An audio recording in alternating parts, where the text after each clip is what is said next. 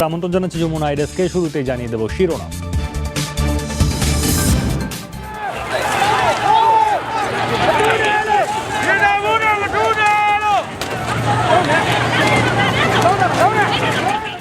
সেনা হুমকি উপেক্ষা করেই মিয়ানমারের রাজপথে বিক্ষোভকারীরা। 1 বছর পর নির্বাচন, প্রতিশ্রুতি দিলেন জান্তা প্রধান। ভারতের উত্তরাখণ্ডে হিমবাহ ধসে নিহত 26 জনের মরদেহ উদ্ধার। নিখোঁজ 2 শতাধিক মানুষের সন্ধানে চলছে অভিযান। দক্ষিণ আফ্রিকা অক্সফোর্ড অ্যাস্ট্রাজেনেকা টিকার অকার্যকারিতা প্রমাণে উদ্বেগ, তবে এখনই বাতিলে নারাজ বিশ্ব স্বাস্থ্য সংস্থা। কিছু খবরের বিস্তারিত সঙ্গে আছি আমি সৌমিত্র শুক্ল। মিয়ানমারে জান্তা বিরোধী আন্দোলন বন্ধে কড়া হুঁশিয়ারি দিলেন সেনাপ্রধান মিন অং হ্লাইং। সোমবার জাতির উদ্দেশ্যে দেয়া ভাষণে বলেন, জনগণের স্বার্থেই সামরিক অভ্যুত্থান জারি করেছেন কারফিউ, জনসমাবেশের উপর দিয়েছেন নিষেধাজ্ঞা। সেনাপ্রধানের হুমকি উপেক্ষা করেই চলমান বিক্ষোভ প্রতিবাদ দমনে প্রথমবার রাবার বুলেট, টিয়ার শেল ছোঁড়ে পুলিশ। সেনা হুঁশিয়ারিকে বৃদ্ধাঙ্গুলি দেখিয়ে মঙ্গলবারও ইয়াঙ্গুনের রাজপথে নেমেছেন অভ্যুত্থান বিরোধীরা। শিক্ষক, সরকারি কর্মকর্তা, পেশাজীবীদের পাশাপাশি আন্দোলনে এবার বৌদ্ধ ভিক্ষুরাও। দাবি একটাই, অবিলম্বে রাষ্ট্রীয় উপদেষ্টা অং সান সুচি সহ শীর্ষ রাজবন্দীদের মুক্তি, ফিরিয়ে আনা হোক মিয়ানমারের গণতন্ত্র।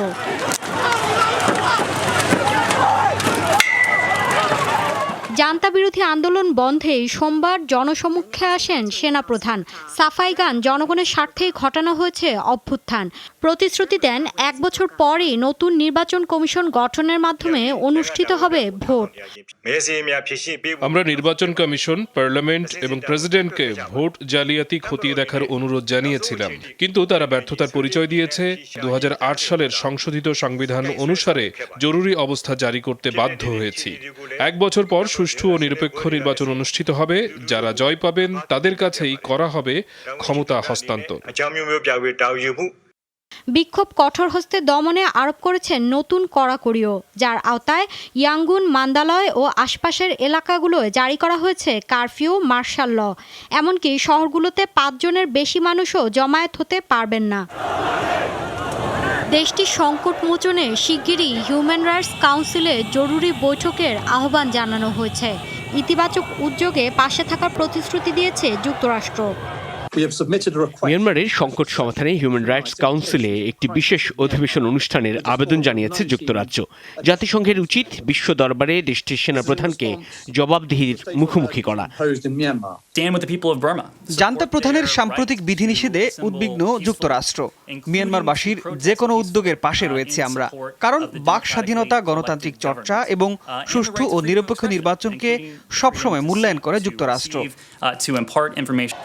ফেব্রুয়ারির 1 তারিখ অভ্যুত্থানের মাধ্যমে মিয়ানমারের ক্ষমতা গ্রহণ করে সেনাবাহিনী, জারি করে 1 বছরের জরুরি অবস্থা। কিন্তু সেসব উপেক্ষা করেই গেল 4 দিন ধরে বিক্ষোভে উত্তাল দেশটি, যা অতীতের সেনা শাসনকালে ছিল বিরল ঘটনা। মৌলি ইসলাম, যমুনা নিউজ। এদিকে মিয়ানমারের সাথে শীর্ষ পর্যায়ে রাজনৈতিক, কূটনৈতিক ও সামরিক যোগাযোগ বিচ্ছিন্ন করেছে নিউজিল্যান্ড। মঙ্গলবার এই ঘোষণা দেন নিউজিল্যান্ডের প্রধানমন্ত্রী জেসিন্ডা আর্ডার্ন। সেনা অভ্যুত্থানের বিরুদ্ধে মিয়ানমারে চলমান গণ আন্দোলনের সাথে একাত্মতাও জানান তিনি। মিয়ানমারের সেনা নিয়ন্ত্রিত সরকারকে আমরা স্বীকৃতি দেব না। দেশের শীর্ষ পর্যায়ে যোগাযোগ স্থগিত করছি এবং সেনা কর্মকর্তাদের ওপর ভ্রমণ নিষেধাজ্ঞা দেওয়া হচ্ছে। দেশটিতে আমাদের মানবিক সহায়তা অব্যাহত থাকবে, কিন্তু সেনা নিয়ন্ত্রিত সরকার লাভবান হতে পারে এমন কোনো প্রকল্পেও আমরা অংশ নেব না। সেনা অভ্যুত্থানের বিরূপ প্রভাব পড়েছে মিয়ানমারের ব্যবসা বাণিজ্যে। বাণিজ্য অবরোধের হুমকি দিয়েছে মার্কিন সরকার। এতে বাড়তে পারে চীনা উদ্যোক্তাদের দাপট। তবে নতুন করে বিনিয়োগ নিয়ে ভাবছেন বিদেশি উদ্যোক্তারা। পরিস্থিতি পর্যবেক্ষণ করছেন তারা। বিনিয়োগকারীরা বলছেন, সেনা সরকারের শাসন আমলে ব্যবসা বাণিজ্যের ক্ষেত্রে বিদেশিদের আস্থা ধরে রাখা বেশ চ্যালেঞ্জের বিষয়। আমদানি রফতানি বাণিজ্য এবং বিদেশি গাড়ি বিক্রির ব্যবসা করেন সোটুন।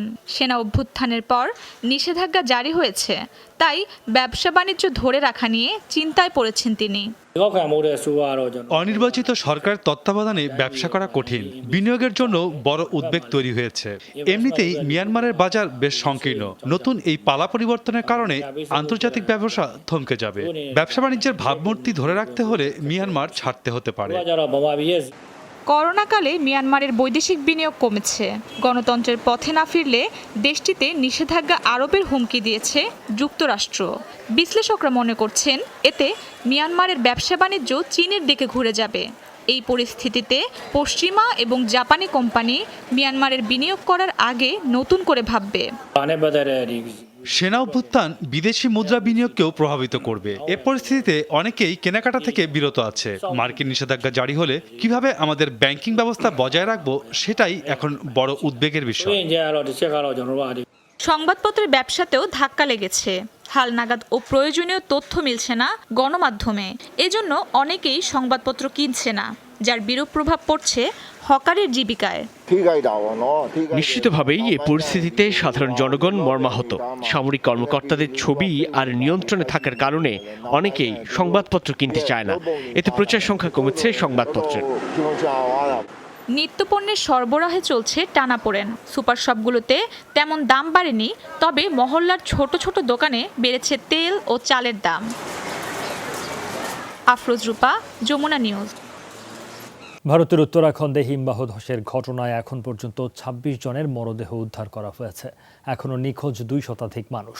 ইন্দো তিব্বত সীমান্ত এলাকায় একটি টানেলে আটকে পড়া ৩৯ জনকে জীবিত উদ্ধারে চলছে অভিযান।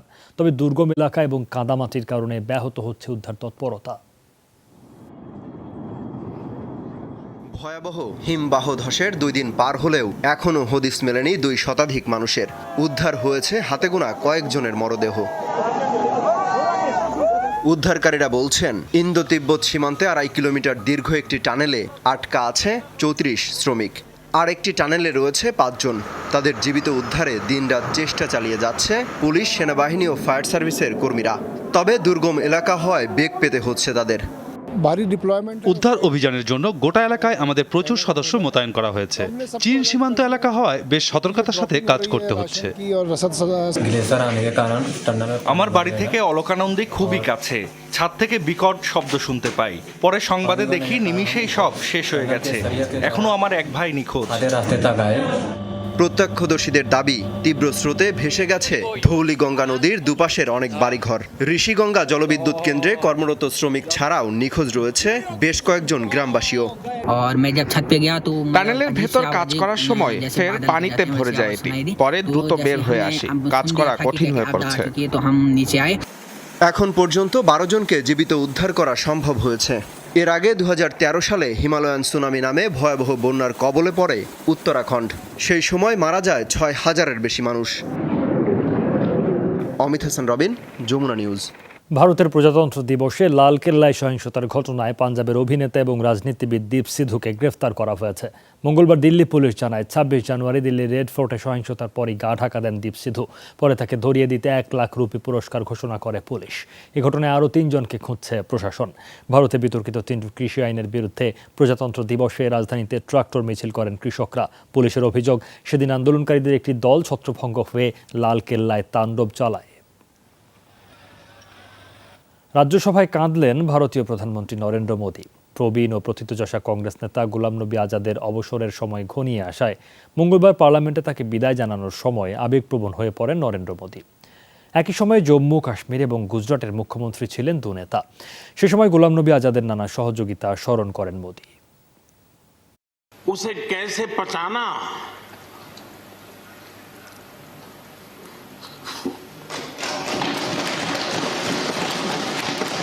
उनकी सौम्यता, उनकी नम्रता, इस देश के लिए कुछ कर गुजरने की उनकी कामना, वो कभी उनको चैन से बैठने नहीं देगी। মরক্কোর তেনজিয়ের শহরের একটি অবৈধ কারখানা থেকে ১৭ নারী সহ ২৮ শ্রমিকের মরদেহ উদ্ধার করা হয়েছে। বন্যার পানিতে ডুবে গিয়েছিল ভূগর্ভস্থ কারখানাটি। সোমবার অভিযান চালিয়ে আরও ১০ শ্রমিককে জীবিত উদ্ধার করে পুলিশ। অবস্থা সংকটাপন্ন। আরও শ্রমিকের সন্ধানে চলছে অভিযান। একই সাথে অবৈধ গার্মেন্টসের ব্যাপারেও চলছে তদন্ত। নিহতদের সবার বয়স ২০ থেকে ৪০ বছরের মধ্যে। প্রশাসন জানিয়েছে, মূলত কর ফাঁকি দেওয়ার জন্যই গোপনে চলে এসব কারখানা। নেই পর্যাপ্ত নিরাপত্তা ব্যবস্থাও।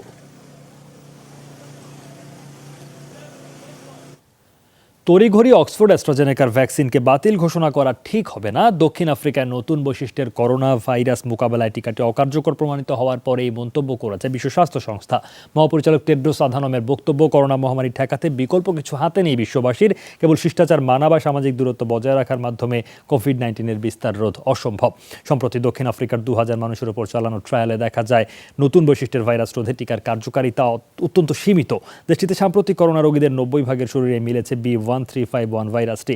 এর ধারাবাহিকতায় আপাতত টিকাদান কর্মসূচি বাতিল করেছে দেশটির সরকার, যা দ্বিতীয়বার ভেবে দেখার আহ্বান জানিয়েছে বিশ্ব স্বাস্থ্য সংস্থা। কারণ দরিদ্র স্বল্পোন্নত 145টি দেশে বন্টনের জন্য 337 মিলিয়নের বেশি ভ্যাকসিন ডোজ কিনেছে WHO, যার অধিকাংশই অ্যাস্ট্রাজেনেকার।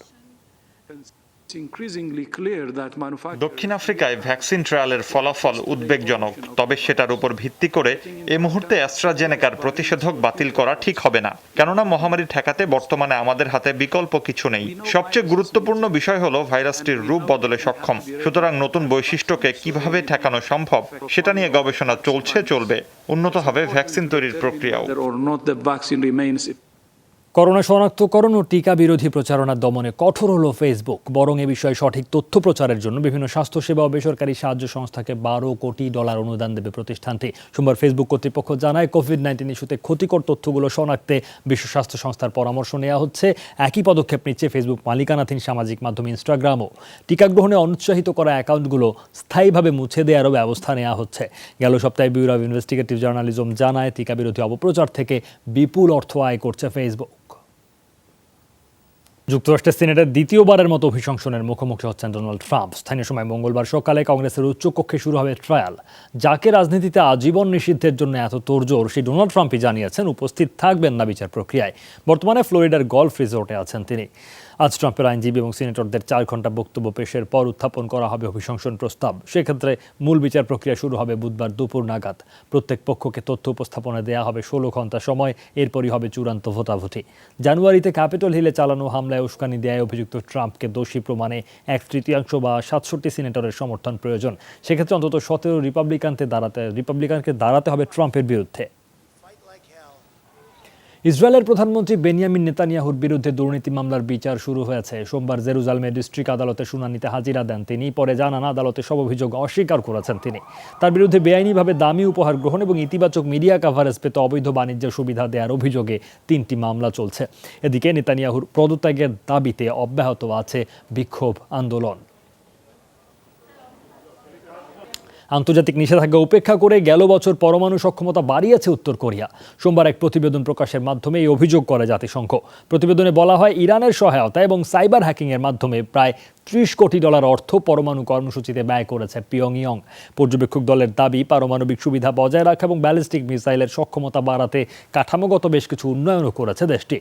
গেল বছর সামরিক কুচকাওয়াজে বেশ কিছু নতুন ধরনের মিসাইল প্রদর্শন করে উত্তর কোরিয়া। এই প্রতিবেদনের বিষয়ে কোনো মন্তব্য করেনি জাতিসংঘে নিযুক্ত পিয়ংইয়ংয়ের বিশেষ দূত। একমাত্র দ্বিপাক্ষিক সমাধানের পথে ইসরায়েল ফিলিস্তিনে শান্তি প্রতিষ্ঠা সম্ভব। সোমবার মিশরে ফিলিস্তিন ইস্যুতে আরব লীগের জরুরি বৈঠক এমন মন্তব্য করেছেন সংস্থাটির মহাসচিব আহমেদ আবুল গেইত। চূড়ান্ত সমাধানের একটাই উপায়, 2 পক্ষের সমঝোতা। আরব সহ বাকি বিশ্বের অনুমোদন থাকলেই চলবে না। একমত হতে হবে ফিলিস্তিন ও ইসরায়েলের। ফিলিস্তিনের স্বাধীন রাষ্ট্র প্রতিষ্ঠার দাবি অথবা ইসরায়েলের নিরাপত্তা ইস্যুতে অন্য কোনো পক্ষই ব্যবস্থা নিতে পারবে না। যুক্তরাষ্ট্র ভারত সামরিক মহড়ার অংশ হিসেবে অনুষ্ঠিত হলো যুদ্ধ অভ্যাস 2021। নতুন মার্কিন প্রেসিডেন্ট জো বাইডেনের ক্ষমতা গ্রহণের পর দেশ দুটির প্রথম যৌথ মহড়া এটি। সোমবার রাজস্থানের বিকানেরে এই মহড়ায় অংশ নেয় দুদেশের প্রায় 500 সেনা। ভারত যুক্তরাষ্ট্র প্রতিরক্ষা সহযোগিতা জোরদারের লক্ষ্যে দ্বিপাক্ষিক এই মহড়ার আয়োজন করে ভারতীয় সেনাবাহিনী। মহড়ায় প্রদর্শিত হয় দুদেশের ট্যাঙ্ক ও অন্যান্য সামরিক সরঞ্জাম। পোষা কুকুর বিড়ালের জন্য কোভিড শনাক্তকরণ পরীক্ষার ব্যবস্থা করল দক্ষিণ কোরিয়া। ছোঁয়াচে ভাইরাসটিতে একটি বিড়ালের আক্রান্ত হওয়ার খবর প্রকাশের কয়েক সপ্তাহ পরই এই ব্যবস্থা নিল সিউল কর্তৃপক্ষ। নির্দেশনায় বলা হয়, করোনা আক্রান্ত ব্যক্তিদের সংস্পর্শে যাওয়া কোনো কুকুর বিড়ালের জ্বর বা শ্বাসকষ্টের উপসর্গ দেখা দিলেই কেবল পরীক্ষা করা হবে তাদের। টেস্ট পজিটিভ হলে রাখতে হবে কোয়ারেন্টাইনে। পঙ্গু বা অসুস্থ কুকুরের চলাচলের জন্য রয়েছে হুইল চেয়ারের ব্যবস্থা। 1-2টি নয়, প্রায় 30টি কুকুর বিশেষ সুবিধার মাধ্যমে দাপিয়ে বেড়াতে পারছে সুস্থ প্রাণীর মতো। এছাড়া বেওয়ারিশ প্রায় 6 শতাধিক কুকুরের জন্য রয়েছে খাবারের ব্যবস্থা। এমনই সব সুবিধা রেখে একটি কুকুর উদ্ধার কেন্দ্র চালু করেছে থাইল্যান্ডের এক পশুপ্রেমী। প্রথম দেখায় মনে হবে শিকারী কুকুরদের নিয়ে আয়োজন করা হয়েছে দৌড় প্রতিযোগিতা, কিন্তু এসব কুকুরের সবগুলোই অসুস্থ এবং পঙ্গু।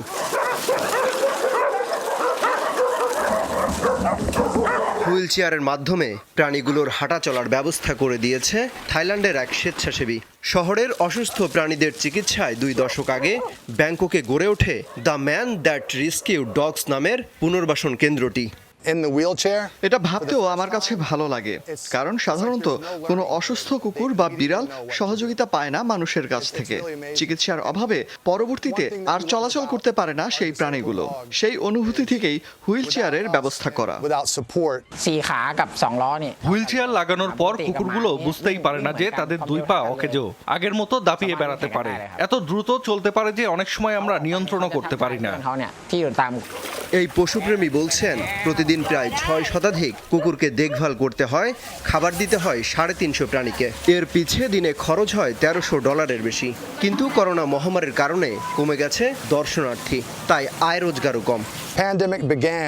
মহামারীর কারণে 80% দর্শনার্থী কমে গেছে, তাই আর্থিক অভাবে এই কার্যক্রম চালাতে বেশ হিমশিম খেতে হচ্ছে। এছাড়া দর্শনার্থী না আসার কারণে আমাদের কার্যক্রমের প্রচারণাও কমে গেছে বহুগুণে।